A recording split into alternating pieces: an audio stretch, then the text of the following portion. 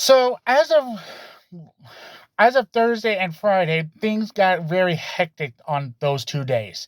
Thursday, we just saw and witnessed a not quite arresting, but an escorting of a sitting senator who was there to do another oversight of his job. Found out that there was going to be a press conference with the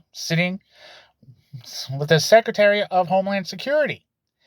So, like, okay, he went there. He was invited by the very people that were there, by the very administration's personnel. The doors were wide open. He escorted him in, stayed in the back to listen. And when Kristi Noem was speaking nonsense, he had enough to go up and ask questions. But not even a second after, he was accosted, manhandled, and he told him who he was. I am Senator Padilla. And now he was roughly out the door, and then disrespectfully brought to his knees and then lied on his stomach to be handcuffed. When I saw that, was the most appalling, disrespectful, disgusting, and downright atrocious, and there's no denying where we are at right now. We are in an authoritarian regime that has no care for the rules and laws of this land. They have never respected the judge's decisions. They are still continuing with their deportations and illegal use of the military, such as the National Guard and the Marines, which is overkill. That is nuts. That is the utmost worst case scenario that our founding fathers did not want. We fought a war to get away from a king that was pretty much using taxes to bridle us, to bring us to heel. And our founding fathers and mothers, the sons of those people, died. They fought their heart out, bled, and cried tears of joy when we finally earned our independence.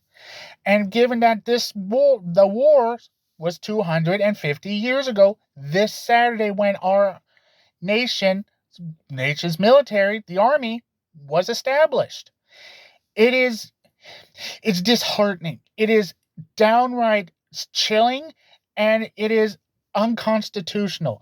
There is nothing. In the Amendments 10 of the Constitution states he cannot, without the consent of a governor, to send the military, such as the National Guard. He can't do it. And he's doing it. And unfortunately, yesterday, there was a ruling on Thursday, let me rephrase, that he was pretty much said, a judge said, no, you can't do this. This is illegal. By noon today, he was supposed to get power back. Unfortunately, that didn't happen. By that ruling, by that federal judge to give it back to the governor, Gavin Newsom, unfortunately, an appellate court said, whoa, hold on. We need to take a look at this. There's a stay on that, but there's a meeting that's coming up this Tuesday. So now he still has the power. And now that ruling just put us in a constitutional crisis. And unfortunately, because Saturday is the 250th anniversary, corresponding with his birthday, unfortunately, now there's the protest known as No King's Day. It is a massive protest in all 50 states. And now we have to be very careful, very, very careful now, because he now has the power. If he does not like what he sees because of these protests, he can federalize the Guard. That is insane. That is illegal, an abuse of power, and what an authoritarian dictator is. And that is what Donald Trump is now. He is an authoritarian dictator. Though he's a wannabe dictator by all our standards of common sense and what we saw on that tape. And Kristi Noem lied not even an hour later when she was on Fox News. I'm going to call them fake news because they're state TV. Fake news. They're Russia. So no. Fake news said And she said she didn't know who he was. Oh, I don't know who that person was. He was coming rushing at me, burst through the door, and just tried to run at me, something like that, which is a lie. He never did any of that. All he did was tell him, wanted to ask the question. Then he was accosted, and then he told his name. My name is Senator Badia, Alexander Badia. That's it. And you can hear his name. I am a senator. No matter where you look at the cameras, he said his name. What they did, what the administration's security team did was unlawful, disrespectful, and downright bone-chilling. We have to stand with California on this. California cannot be standing alone at this time and moment. I'm a grandson actually of a military veteran from World War II. And my grandpa would be appalled to this, and my grandma too. God rest their souls that they did not see what our country has become. And they're watching from heaven. They are rolling in their graves right now. It is saddening. I can no longer, after his first day in office, after his first week, even his first days, I was done. When his first freeze happened, I was done. So now I am doing this, and if you probably saw my first video about the tornadoes and what happened there, and what possibly he still hasn't given his consent, and he still hasn't he didn't mobilize FEMA to the locations. They're still asking. So there you go. We are in a constitutional crisis of an authoritarian regime and a dictator who has no respect for our military. He has no respect for our people. He has no respect for the ways we are living. He has no respect. Not his chief of staff, who is running the whole thing, Pete Hegseth. No. And Christine Noem has none. To be a secretary of Homeland Security, you had to know who he was. And she blatantly lied on television. I can't even fathom fake news, not even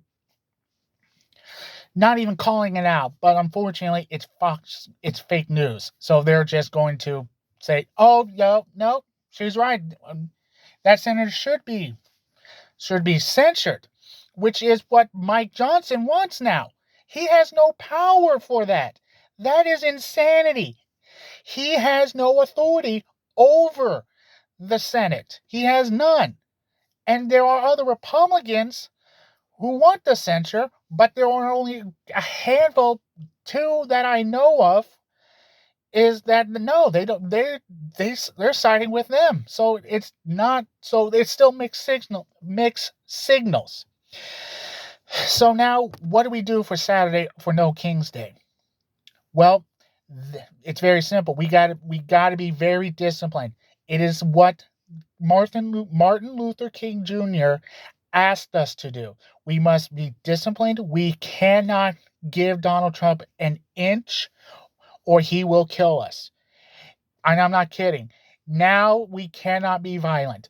Anyone who hears this cannot be violent to cops. If cops says to disperse at a certain time, then disperse. Because we cannot give him the inch. He will kill us. And because of this ruling, we are now in a constitutional crisis. We cannot, and I never thought we were going to say this, and we're here now. So we have to be careful. But as Martin Luther King said, the arc of everything that happens swings to justice. So we need to be disciplined. We need to be thoughtful. And if they say we need to leave, we leave. We say thank you for the notice. We will leave. That's all we can do. And if anyone does violence or anything of destruction of property, I condemn it.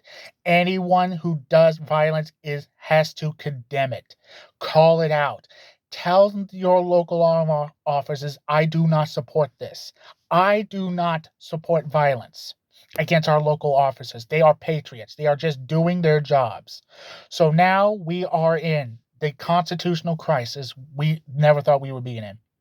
This is the Liberty Crier crying out to every local citizen, every veteran. Do not give Trump the inch or the mile, because that inch will kill us into an authoritarian regime. We are in one. We're not just, it's not hyperbolic. I'm like, oh, no, man, no, we're not, oh, you mean that strong language. We need to tone down the rhetoric. He needs to tone down the rhetoric first. He is escalating it. He has ratcheted up now. There's just no way around it. This is an authoritarian regime.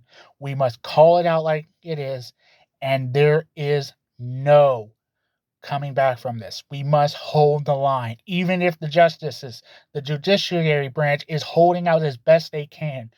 The cracks, and it looks like there are cracks starting to be seen, but it will only, but they're still holding. But we got to get, it's going to be a long year here until we get to 2016 for the midterms. So this is the Liberty Crier calling out. We must stay vigilant. We must remain as patriotic and as calm and collective as possible. We do not need agitators. Full stop. They are not the American people we want.